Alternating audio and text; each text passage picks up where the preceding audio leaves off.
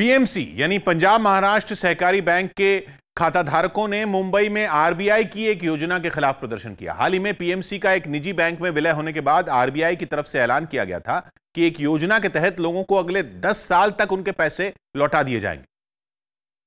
लेकिन PMC bank के सैकड़ों खाताधारक इस योजना से नाखुश दिखे और आरबीआई के दफ्तर के बाहर जुटकर अपनी नाराजगी जाहिर करने लगे। लोगों ने हाथ में पोस्टर और बैनर लेकर वो पैसे लौटाने की मांग की जो कई साल से पीएमसी बैंक में उनके खातों में जमा है।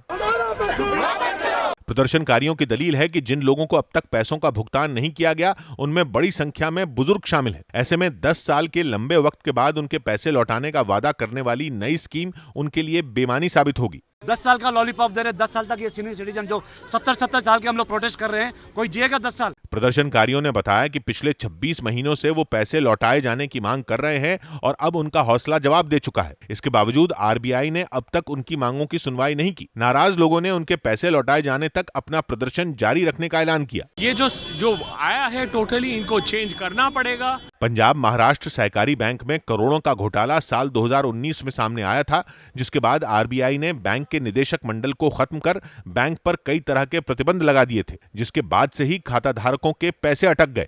सौभाग्य की बात है कि रिजर्व बैंक ने 2 हफ्ते पहले मान लिया कि पीएमसी बैंक डूब चुका है, जिसके बाद बैंक के ग्राहकों को भरोसा दिया गया कि बैंक में जिन लोगों की जमा पूंजी 5 लाख रुपए से कम है उनको बीमा गारंटी योजना के तहत पैसे दे दिए जाएंगे। लेकिन जिन लोगों की जमा रकम 5 लाख से ज्यादा है उनको अगले 10 साल में धीरे धीरे पैसे लौटाए जाएंगे, जिसका पीएमसी बैंक के ग्राहक विरोध कर रहे हैं, जिनकी मांग है कि उन्हें अपने खाते से कम 25-30% रकम निकालने की छूट दी जाए।